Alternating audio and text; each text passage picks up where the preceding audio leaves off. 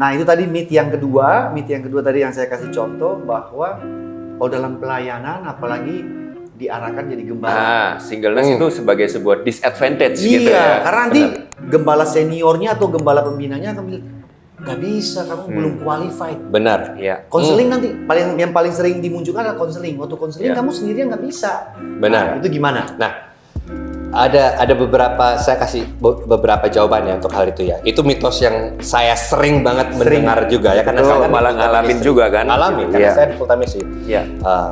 Saya mengerti banget. Iya. Pertama, untuk mengatasi itu menjawab mitos ini, saya akan tunjukkan bahwa orang yang paling banyak menulis tentang pernikahan dalam Alkitab dan membicarakan pentingnya pernikahan adalah sosok yang single. Yes, Rasul Paulus. Ya. Ya.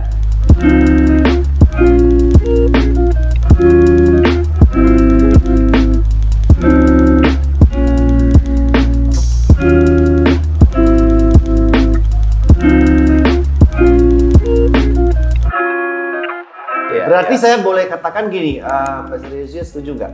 Bahwa pemberian yang indah itu berupa singleness itu dari Tuhan ya. Itu pemberian indah yang harus terima dengan sukacita, we enjoy it.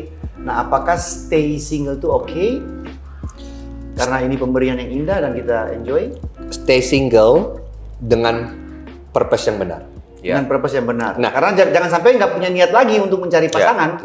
Jadi kalau lanjut. Ya, jadi kalau mungkin aku bisa perjelas mungkin ya, kasih advice kepada teman-teman yang single. Jadi supaya kita bisa menikmati kesinglenessan kita ini dengan benar. Itu we have to shift our focus. Jadi mungkin ya, bukan kepada apa yang orang lain itu katakan, bukan dengan apa yang culture itu nilai dari culture. Iya, tekan ke kita, tapi kita shift fokus kita bahwa singleness itu is a gift for us, untuk kita ini bisa melayani dan menyelesaikan rencana Tuhan di dalam kehidupan kita ini dengan lebih maksimal. Gitu ya. Dan Tuhan kan berjanji juga pada waktu kita fokus kepada Dia, pada waktu kita fokus menyelesaikan pekerjaannya dalam kehidupan kita, melayani Dia, maka akan ada kepuasan dan kebahagiaan juga yang Tuhan itu akan kasih di situ ya. Saya percaya gini, Pastor Yosia. Tujuan Allah yang spesifik dan personal buat kita jauh lebih penting daripada tujuan culture itu sendiri. Benar. Exactly. Ya kan? Daripada tujuan Saya culture. pribadi itu juga sering ya ngomong sama teman-teman kita yang masih single gitu ya. Me as a married pastor gitu ya. Kadang melihat di dalam kehidupan anak-anak muda kita yang masih single tuh bahwa mereka tuh punya banyak sekali privilege and opportunity yang sekarang mungkin kita udah nggak bisa lakukan lagi. Benar. Gitu loh. Betul. Dan Jangan disia-siakan. Dan jangan disia-siakan gitu loh. Tapi dia akan sia-siakan untuk cari pacar. Betul. Karena culture itu tadi kan. Yeah. Gitu. Akhirnya fokusnya mereka tuh melihat ini sebagai sebuah kekurangan, sehingga mereka tuh neglecting all the privilege and all the good gifts yang sebenarnya mereka tuh punya sekarang. Iya. Berarti salah fokus ya. Untuk mereka bisa Salah nikmati. Atau enggak, mungkin yang terjadi juga kita lihat ya, shift yang terjadi di Western culture untuk 50 tahun terakhir. Betul. Ini mereka kan tentu pada awalnya semua sama, yaitu family centered. Ya. Eastern dan Western tuh semua kita merasa bahwa kita harus memiliki keluarga. Iya. Tapi kita lihat di Western culture 50 Western, tahun terakhir ini ada shift. Jadi lebih individualis ya. Untuk menentang berkeluarga ini, mereka sekarang sangat fokus kepada singleness. Iya. Tetapi singleness dengan purpose yang salah. Yes. Oh, iya. Egois sekali. Yes. Betul. Jadi mereka berkata, aku mau single kenapa? Karena aku mau menikmati hidup. YOLO. They don't want Aku the cuma hidup sekali. responsibility. Nggak ada. Jadi aku mau bebas Nggak mau melakukan apa saja. dikendalikan, dikuasai, Benar. direpotkan. Benar. Jadi alasan mereka untuk single adalah semua kepentingan mereka sendiri, kemauan mereka. Iya. Dan Paulus menentang itu. Iya. Yang Paulus katakan, kamu single untuk kemuliaan Tuhan, untuk kepentingan Tuhan, untuk pekerjaan Tuhan, bukan karena selfish. Ya? Iya. Itu selfish. Jadi kita harus mengerti, kalau kita memang single, bagaimana kita menggunakan singleness kita, itu yang terpenting. Iya. Itu yang menjadi utama. Dan kalau kita mengerti ini, itu akan merubah cara kita hidup. Jadi single. baik kita single maupun kita married, kita harus tahu bahwa kebahagiaan dan kepuasan sejatinya itu bukan berpusat atau terletak di pada relationship atau pasangan kitanya. Itu sebenarnya gitu ya. Tapi kepada Kristus. Ya. Nah itu tadi myth yang kedua tadi yang saya kasih contoh bahwa dalam pelayanan apalagi diarahkan jadi gembala. Nah, singleness itu sebagai sebuah disadvantage gitu Iya, ya. karena nanti gembala seniornya atau gembala pembinanya akan bilang, nggak bisa, kamu belum qualified. Benar. Iya. Konseling nanti yang paling sering dimunculkan adalah konseling. Waktu konseling kamu sendirian nggak bisa. Benar. Nah, itu gimana? Nah, Ada beberapa, saya kasih beberapa jawabannya untuk hal itu ya. Itu mitos yang saya sering banget mendengar juga ya, karena saya kan malah ngalamin juga kan? Ngalamin karena Iya. saya full time istri. Iya. Saya mengerti banget. Iya. Pertama, untuk mengatasi itu menjawab mitos ini, saya akan tunjukkan bahwa orang yang paling banyak menulis tentang pernikahan dalam Alkitab dan membicarakan pentingnya pernikahan adalah sosok yang single. Yes, Rasul Paulus. Rasul Paulus. Ya. Jadi dengan kata lain, dari situ kita bisa melihat, memang secara logika manusia sepertinya kalau kita tidak memiliki pasangan, kita itu disadvantage Dalam pelayanan. dalam pelayanan. Khususnya pengembalaan. Betul. Tidak maksimal ya, tidak maksimal. Nah, tetapi kalau kita melihat lensa Alkitab dan kita percaya bahwa ada Roh Kudus yang bisa menerjemahkan dan bisa membantu kita, itu kita lihat sendiri Paulus dengan pengilhaman Roh Kudus, dia bisa menulis begitu banyak tentang indahnya pernikahan, gambaran pernikahan yang indah dan kudus tanpa memiliki pasangan. Iya. Jadi kita tahu di situ pertama bahwa Roh Kudus yang sama itu yang akan memberikan kita hikmat. Bukan pengalaman kita. Bukan berarti pengalaman tidak memiliki nilai ya. Ya. Tetapi revelation Tuhan lebih tinggi daripada pengalaman. Iya. Nah, seringkali kan manusia itu kita berkata bahwa pengalaman itu lebih penting daripada revelation atau bahasa Indonesia revelation apa ya? Pewahyuan. Pewahyuan. Tuhan. Iya. Pewahyuan. Kalau kita dalam Alkitab nggak bisa, pewahyuan yang utama, pengalaman itu hanya mendukung pewahyuan yang kita lihat di Alkitab. Iya. Jangan ketukar. Bukan pewahyuan itu mendukung pengalaman. Exactly. Tidak. Pengalaman itu mendukung pewahyuan. Iya. Kita Iya. boleh mengalaminya atau tidak mengalaminya nggak masalah. Yang Iya. penting pewahyuannya. Iya. Dan Roh Kudus yang memberikan pewahyuan yang Iya. membuat kita mengerti. Itu yang pertama. Jadi untuk menjawab itu saya bisa berkata bahwa Roh Kudus yang sama yang memberikan hikmat kepada Paulus juga ada di dalam kita. Iya. Kita bisa mengkonselingkan pasangan. Yang kedua, tadi juga saya ngobrol sebentar sama Pastor Ronti masalah ini. Yang kedua adalah kalau kita melihat pola perjanjian baru, itu pola pengembalaan itu tidak terletak atau berbobot pada satu pribadi. Yes, that's right. Itu kita akan melihat dalam pengembalaan sebuah gereja ada namanya elders. Iya. Berarti ini bicara Penatua. struktur ya? Struktur. Iya. Ini struktur. Jadi ada pasar-pasar Ada lain. struktur leadership. Ada di struktur dalam- leadership. Iya, Iya. Katakanlah saya single. Saya kan tapi tidak mengembalakan gereja itu seorang diri. Yes.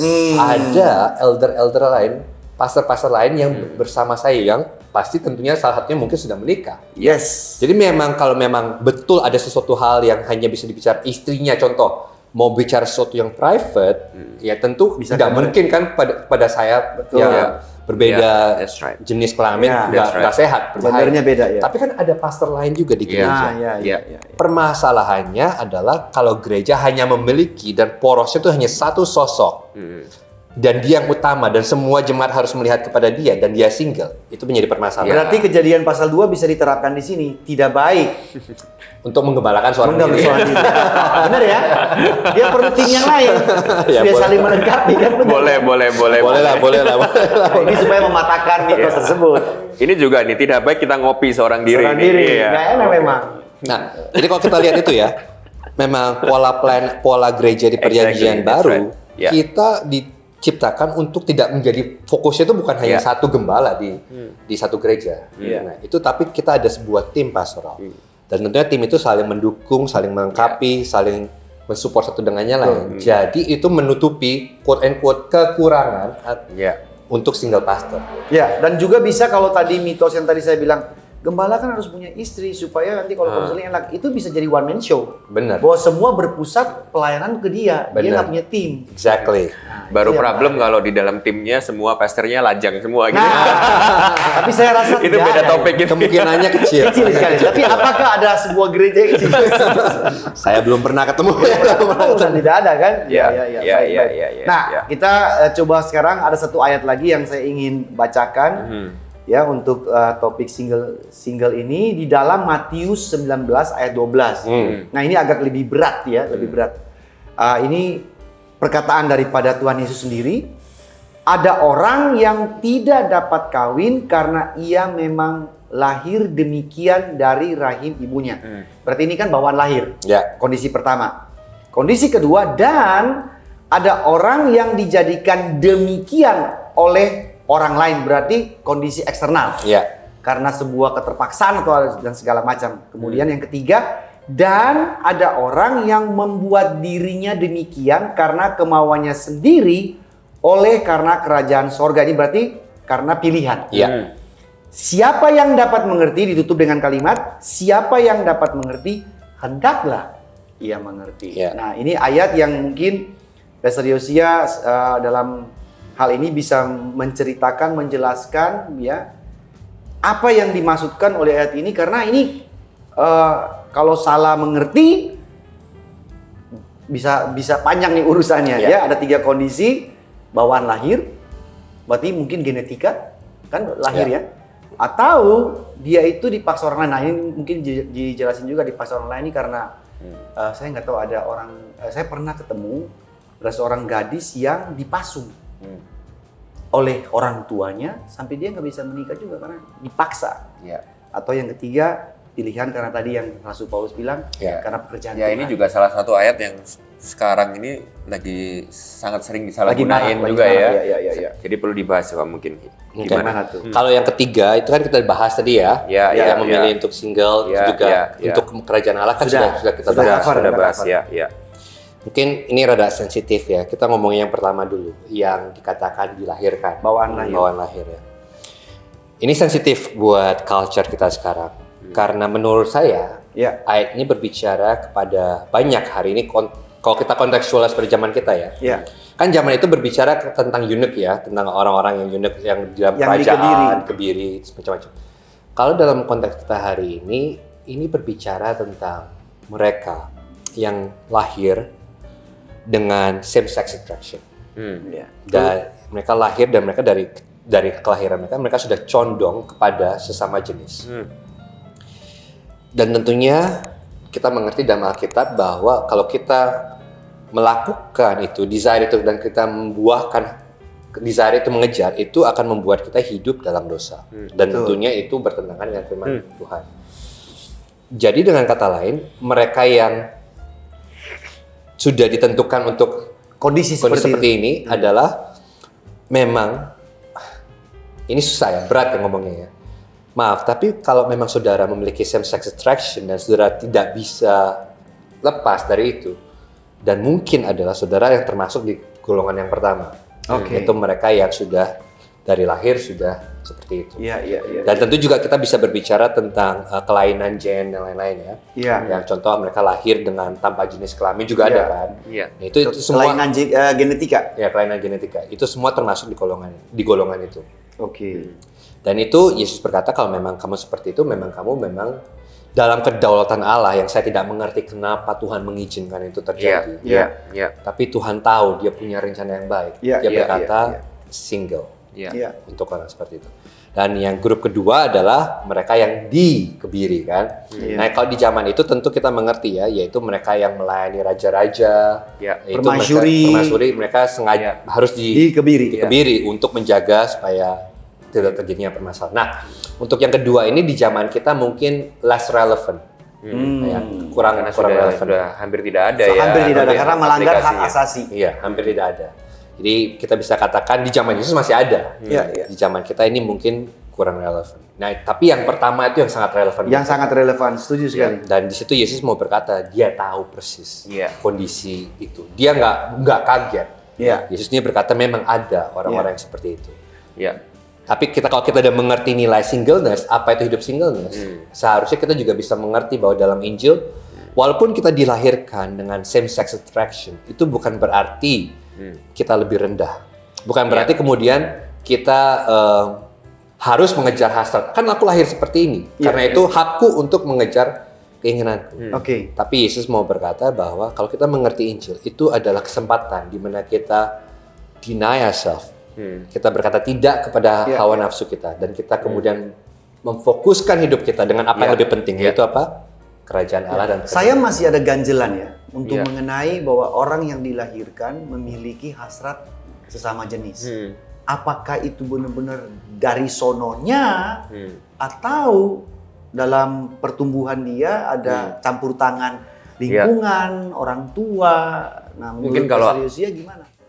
Yang menjadi permasalahan itu begini. Jadi benar seperti Tony bilang, sebetulnya masalah kecenderungan same-sex attraction itu, kita bisa berpikir dengan cara yang sama seperti kita yang single, kita punya struggle dengan yang namanya Sexual drive ya. sexual drive, lust ya. Sama. Nafsu. Sama. Konsepnya sama. Apapun. Kemudian kita juga struggle dengan dosa apa, ketamakan, Yes. semua. Ini Cinta uang, cinta uang. kesombongan. Itu Iya, semua iya, dalam iya. dan itu semua dalam list kategori yang sama. Jadi same sex attraction itu bukan suatu dosa yang lebih berat. Itu Iya. semua dalam semua kondisi dosa yang sama dan Tuhan sudah menebus itu semua. Betul, setuju. Nah, Masih penasaran ya? Jangan lupa saksikan episode lanjutannya minggu depan dan jangan lupa subscribe, like, dan komen teman-teman sekalian. Thank you.